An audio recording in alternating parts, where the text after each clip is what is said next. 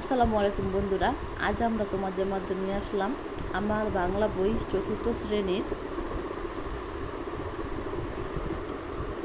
আজকে আমার ছুটি চাই। এখানে আমরা চিঠি দেখতে পাচ্ছি, চিঠি কীভাবে পড়তে হয়। এখানে একটা দরখাস্ত দেখতে পাচ্ছি। এখানে আমরা দেখি নেই 1 নং কী রয়েছে, জেনে নেই। চিঠি কয়েক রকম হতে পারে, যেমন ব্যক্তিগত চিঠি, পারিবারিক চিঠি, নিমন্ত্রণপত্র, ব্যবসায়িক চিঠি, দাপ্তরিক চিঠি, অনুরোধপত্র বা আবেদনপত্র ইত্যাদি। চিঠির মধ্যে সাধারণ কয়েকটি অংশ থাকে, যেমন 1. যেখান থেকে চিঠি লেখা হয় সেই জায়গার নাম, ঠিকানা ও তারিখ।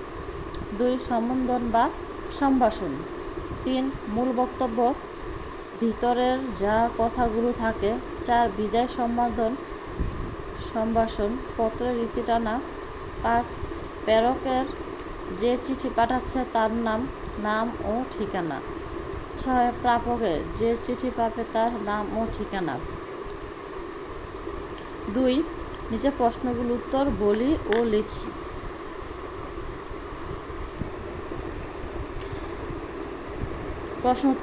প্রশ্ন হচ্ছে, শাহিন কেন চিঠি লিখছে? উত্তর, শাহিনের বাবা বাড়ি নেই। ইতিমধ্যে তার ছোট বোন অসুস্থ হয়ে পড়েছে, এতে শাহিনের সমস্যায় পড়েছে, তাই সে চিঠি লিখছে। নাম্বার, শাহিন কাকে কাকে চিঠি লিখেছিল? উত্তর, শাহিন ক্লাসের বন্ধু, পাশের গ্রামের শেখর এবং শ্রেণীকক্ষের শিক্ষকের কাছে চিঠি লিখেছিল।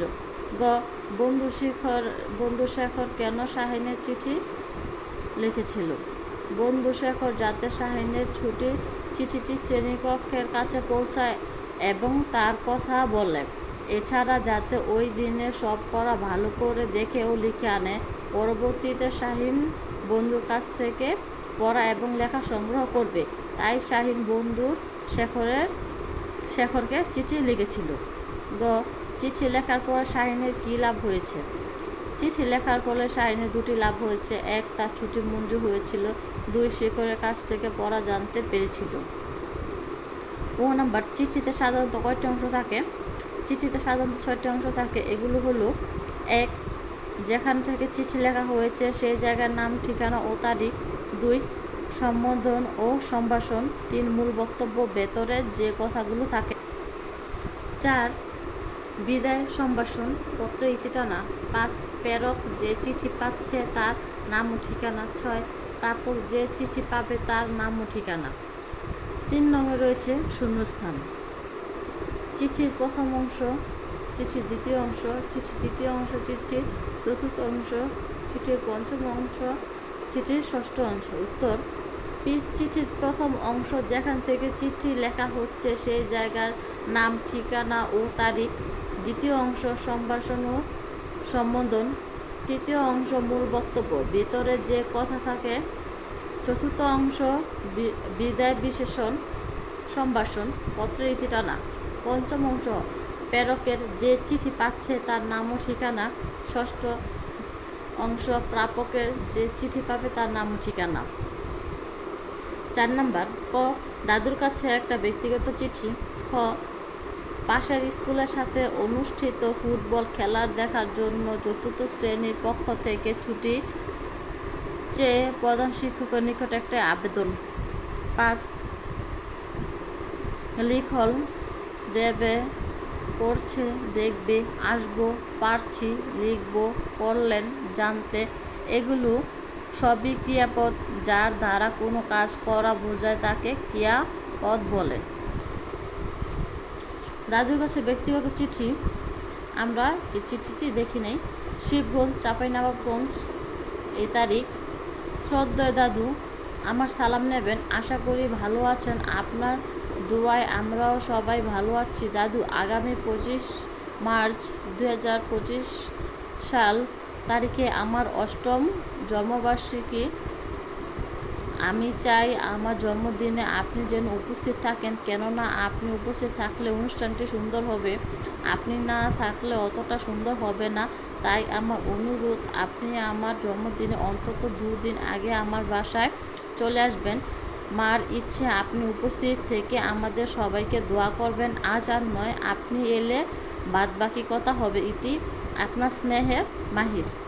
এখানে খামটি রয়েছে প্রেরক প্রাপক মাহির তাহসান, গ্রাম ডাকঘর শিবগঞ্জ, জেলা চাঁপাইনবাবগঞ্জ, পোস্টকোড 1460।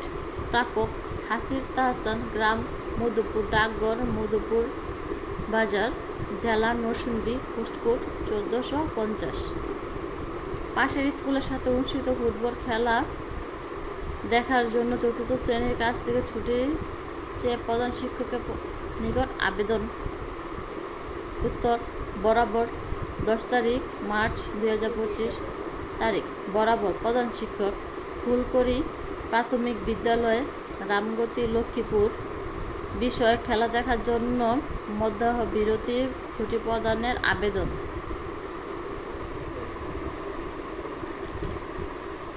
মহাতন বিনীত নিবেদন এই যে আজ বিকেল 4টায় পার্শ্ববর্তী উদয়ন প্রাথমিক বিদ্যালয়ের মাঠে আমাদের বিদ্যালয়ের ফুটবল খেলোয়াড়দের সাথে উক্ত বিদ্যালয়ের ফুটবল খেলোয়াড়দের এক প্রীতি ম্যাচ অনুষ্ঠিত হবে।